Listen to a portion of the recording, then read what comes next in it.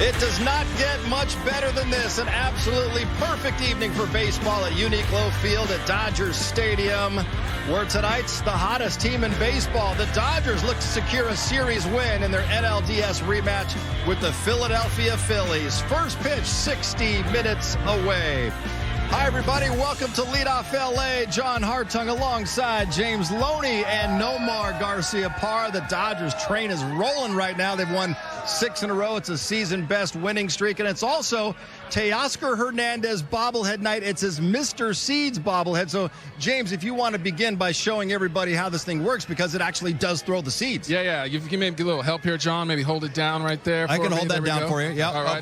Flick it right there. There's the seeds. They go up like that. I was going to do it to you since you always pick Shohei Ohtani as your pick for the night. Usually, 4 times all year. I feel like you wanted to, see what that felt like. There you go. There's one over your head. There's going to be people back home now with this bobblehead, messing around every time they get a home run, feeling what Teoscar is throwing seeds on them with that big old smile. I mean, it's infectious. I love it. But you know what? Back to the game. Dodgers did a good job getting game 1. Win the series today. Have a chance to win the series over the Phillies tonight. And, boy, everybody's wanting that Teoscar Hernandez Mr. Seeds bobblehead. This place is already packed. All right, Dodgers on a 4-game losing streak just over a couple weeks ago, but they have turned it around ever since then. They've won 13 of their last 15 games, including a season-best 6-game winning streak entering tonight's game at 37-20. Second-best record in baseball, season-best 17 games over 500. On May 18th, the Dodgers actually trailed the Padres in the division, but now the Dodgers have a 5-game lead in the NL West. And in the last 15 games, scoring more than 6 runs per game, the staff ERA is just barely over 2. In every facet of the game right now, the back-to-back World Series champs, James, really playing their best baseball of the season. I know it's still early, but this great stretch, it includes series wins over the Padres in San Diego, over the Brewers in Milwaukee, and they got the first game last night against a very good Phillies team. Yeah, I think last night was a perfect example of what you were talking about. Different guys contributing, 4 solo home runs, the pitching staff, the starting pitching. Justin Robleski, he goes so deep in the game, right? Whether he's having a good outing, a bad outing, and last night just attacking the strike zone. And then we've seen the bullpen, obviously, what they have done with their streak. So when you see that, this team is not going to go through a lot of cold spells. We've seen it the last few years. If Max Muncy's not a superstar, then he's a superstar 1A. If Kyle Tucker's not a superstar, he's a superstar 1A. We've got so many guys that are in between that just everyday player and superstar. So I just really feel like the makeup is really good now, and we're firing on all cylinders. You know what I really like when we look at that graphic there, the stat is the 6.27 runs per game. That means, the offense really up and down, really putting the runs up. Obviously, the ERA just over 2. And mind you, part of that ERA also factors in Miguel Rojas when he's pitching, and he gave up some of those runs. So it'd actually be even lower. That's how good the pitching staff is. The starters have been incredible. The bullpen has been outstanding. They right now are just doing everything right. And I know we're showing a couple stats, but also great defense. We can't forget that as well. Yeah, all facets of the game right now. The Dodgers are getting it done. Let's get our first look at Dave Roberts' lineup to go up against Phillies left-hander Jesus Luzardo. Shohei has homered in back-to-back games. He's leading it off, followed by Andy Pages. Freddie Freeman batting third. Mookie Betts in that cleanup spot. Then it's Kyle Tucker in right field. Will Smith does the catching. Miguel Rojas getting a start at second base with Alex Call in left. And welcome back Santiago Espinal. Nomar, he's going to be playing third base. Yeah, I think that's what stands out to me is, we see Santiago Espinal back there. As you mentioned, welcome back. Good call right there. But you also see a lot of the righties in there. Another thing that sticks out here is we don't see Max Muncy in there. I think that's not a bad idea. Hopefully, let's not forget, he still got hit on that wrist. So anytime we can give him some time off, definitely help. Yeah, I think the bottom of the lineup right there with Rojas, Call, and Espinal, these guys have such great bat-to-ball skills. Dave Roberts getting Miggy Rowe, getting Alex Call some at-bats. Alex Call's still a young guy. Can we still get him some more starts in there? So definitely looking forward to seeing how they do tonight. Well, the Dodgers powered their way to a series opening win last night. They hit 4 home runs off one of the game's best right-handers. Phillies starter Zach Wheeler tonight looking to keep the hot bats going as they play the middle game of this series with the Philadelphia Phillies. Let's head inside the stadium for the first time. Check in with Kirsten Watson. She joins us live with more on the offense. Hi there, Kirsten. Hi, John. Well, you mentioned it, the 4 home runs last night. But if you look at the last 3 games, that's 12 home runs that we've seen from this offense. So there's clearly a bit of a power surge at the moment. Dave Roberts today, he talked about the offense, and he also talked about just what it's going to be like without Teoscar Hernandez right now, as Teoscar shared with us, but he's likely going to be down for about a month. I think, guys are getting back into their swings. They seem more synced up, more confident. Certainly pitch selection is another part of it. I think getting into some good counts is another part of it. So there's a lot of, components, but I think at the end of the day, guys are just starting to feel a little bit more confident at the plate. Teoscar mentioned just a rough timeline. Do you look at him as a timeline, or do you kind of look at it as you want to give him as much time as he needs? Yeah, I would say more just giving him as much time as he needs. I think that's a fair, timeline with hamstring because, as you get into the summer, you don't want to have a setback and it could be more costly, where right now it's not as costly. So we're going to be very mindful of the buildup, and I'm sure there's going to be a rehab assignment and making sure things are good for him. So when he gets back to us, he can hit the ground running. You said last year he was never fully 100% from the groin after he came back. Do you have kind of stress for him when he's coming back? Hey, just make sure. We're going to, yeah, because fool me once.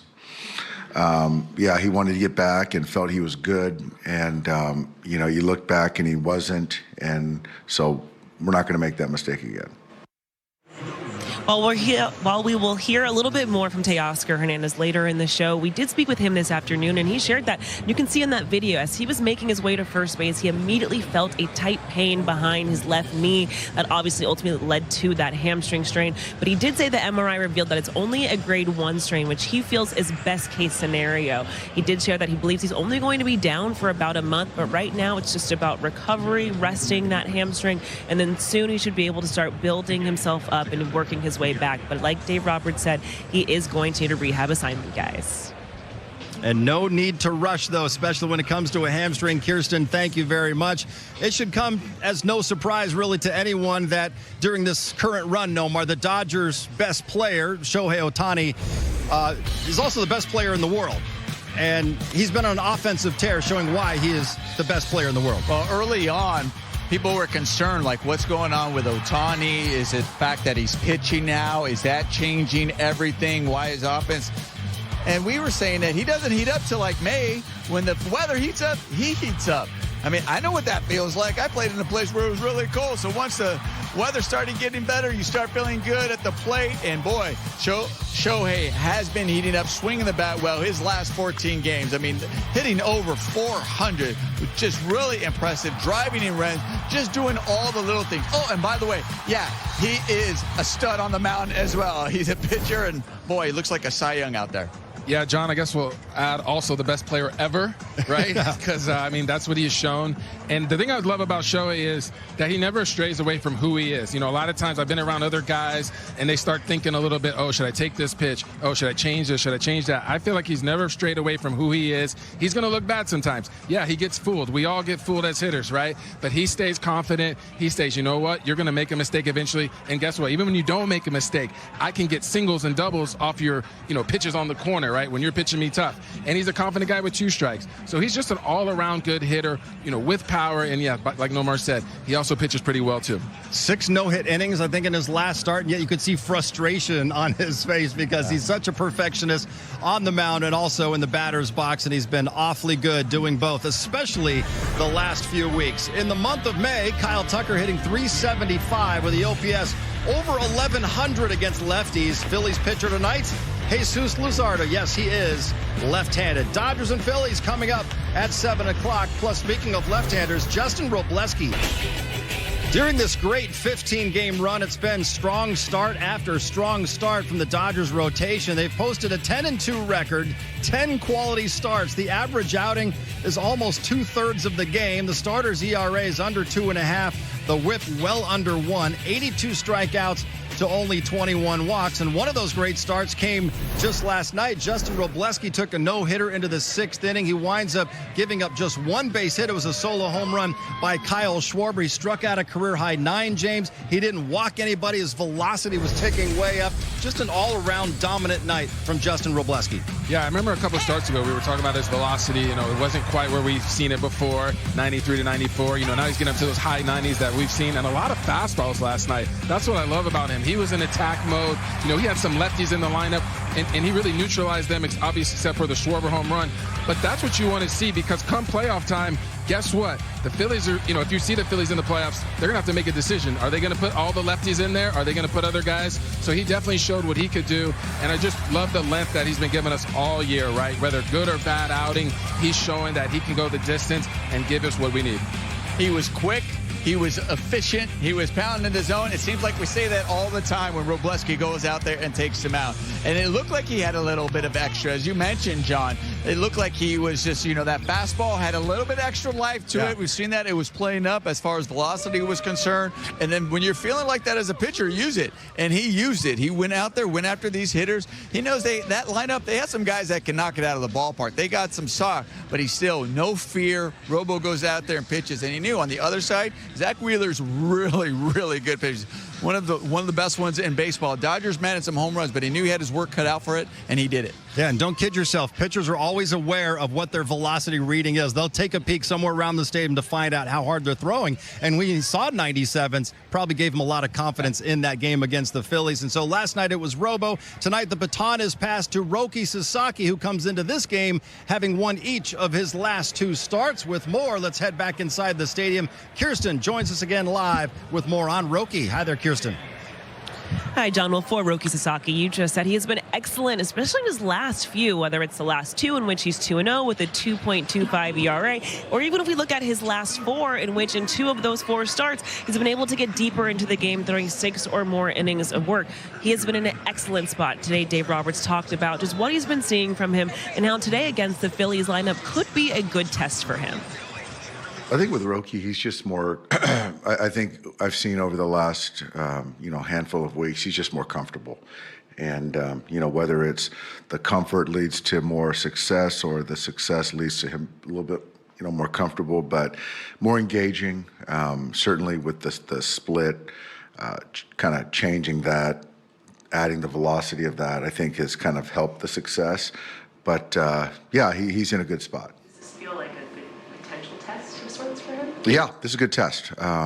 Certainly they've got some talented guys over there, and, I just, expect him not to run from it and not to run from this challenge and go after these guys. The fastball seem better to you, and how much of that is because the split's been more effective as a secondary option for him? I think that the fastball has been better. And I don't know if it's because the split can kind of protect the fastball a little bit, so he has a little bit more confidence in, attacking with it than he did before. Because of the injury last year, just the amount of time that he's played, do we undervalue how kind of early he still is in that transition? I think so. I think so. I mean, obviously there's a lot of talent there. There's a lot of expectation, us getting him over here. But he still hasn't pitched a whole lot of professional innings, and he's still young. And so I do think that, the learning curve is, I think we're probably kind of over,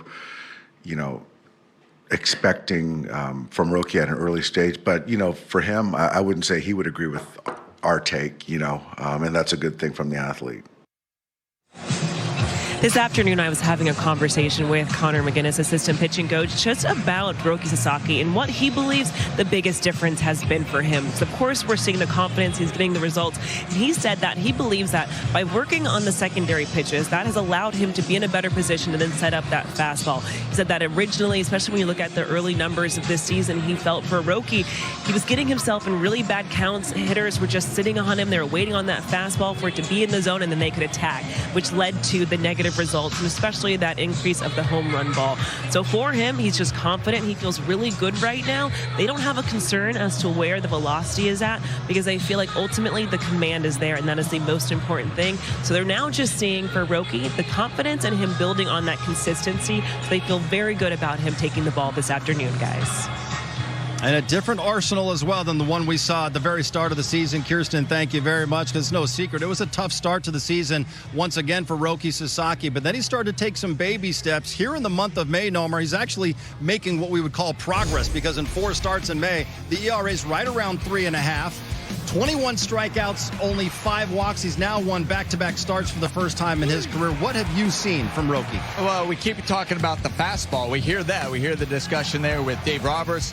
He mentioned the fastball. We've said it time and time again that he has to have fastball command. It's not having control, throwing strikes, but having command. I think early on he had trouble with control, where it was just throwing strikes. Now it seems like, okay, now you build off the control, then you go to the command, and I think he's having more command and more consistency with that fastball, and it makes his off speed more effective. It makes that split finger more effective. It makes his breaking ball that he's willing to mix in there as well. And when he's also throwing those for strikes, now the opposing team can't go back into the dugout, talk to each other and say, hey, you can eliminate these pitches because he has no chance of throwing that for a strike. Now they have to be aware of 3 pitches, and that keeps him off balance and makes him more effective. Yeah, I mean, sometimes with Roki, being really good can actually hurt you sometimes because a lot of times hitters will be like, you know what, I don't even want to swing at that split, even if I know it's coming. And hopefully it's out of the zone. And that's what we saw earlier in the season in April. You know, he had 13 walks through April, and in May, he only has 5 walks. And in 1-0, when he gets guys 1-0, guys are hitting 358. That just tells you, and Nomar, you're talking about that command. When he gets guys 0-1, they're hitting 221. That's how important that first strike is for him. And I would say most pitchers. So, you know, obviously lately we saw the last start in Milwaukee, gave up 3 runs in the first inning, but then calmed down, attacked guys. And I don't think it's a matter of him really not trying to attack guys. I think his stuff is so good sometimes. We've seen it with Shohei. Every time we see Shohei, something, oh, God, he's laboring. The stuff is so good that I feel like it just moves so much. Guys are laying off. So then with those guys, hey, I'm going to come over the zone. I'll show that stuff later and hopefully get that swing and miss. And he's got 2 versions of that splitter now. One's the true forkball, which he's always thrown. Another one's a harder version, more of a conventional split finger. He's got the 2-seamer now along with the 4-seamer and then throwing the sliders. It's almost like he's got a 5-pitch arsenal, and it's working out really well for him right now. Getting closer to first pitch here at the Ravine. Max Muncy not in the starting lineup, but that doesn't mean he has the day off. He's out there getting some pregame work in at the moment. Dodgers trying to win the series tonight and have a chance to be greedy tomorrow afternoon. Plus a Game 7 going on in the NBA as we speak, and that gives us a perfect reason to discuss Game 7 last November, an unforgettable game for your back-to-back World Series champs.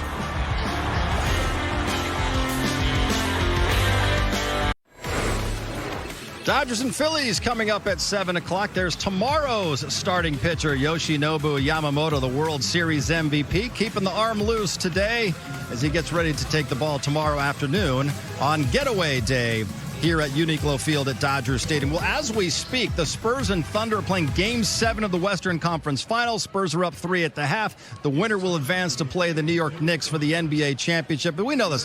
Game 7s are the best thing in all of sports. We saw that November 1st last year when the Dodgers beat the Blue Jays. So in the spirit of Game 7s, James, we're going to have a little fun here. Let's say the Dodgers were playing Game 7 tonight. Make a case for Shohei Ohtani to be the starter for Game 7. Yeah, I mean, my case for him is obviously what he's done this year, you know, a sub-1 ERA, and I really feel like Game 7 left a bad taste in his mouth from the pitching perspective, right? Gave up the big home run to Bichette. So I really feel like he really wants his get back. We've seen it this year. He's got Cy Young on the mind right now, as long as he can keep giving us innings, which he has been. So that's really my case for him. He's got, I mean, electric stuff. He's, you know, top 3 pitcher stuff out there. And I just really feel like he is the guy that I want out there to get Game 7. And he was making last year's start on short rest. Nomar, you get a chance to make a case for Yoshinobu Yamamoto. This shouldn't be difficult. He was World Series MVP, John, and rightly so. I mean, we've seen Yoshi pitch in big games since he's put in that Dodger. He pitched in big games over there in Japan. So nothing phases him. He seems to even get better the bigger the occasion. I remember the first time when they were Dodgers were going to Yankee Stadium, like, oh, here's a real big test for him. And he shut them down, and it was like nothing. And then we saw it in the postseason. We saw it in the World Series last year, all the way to taking it to pitch in back-to-back days. Say, listen, we are winning this.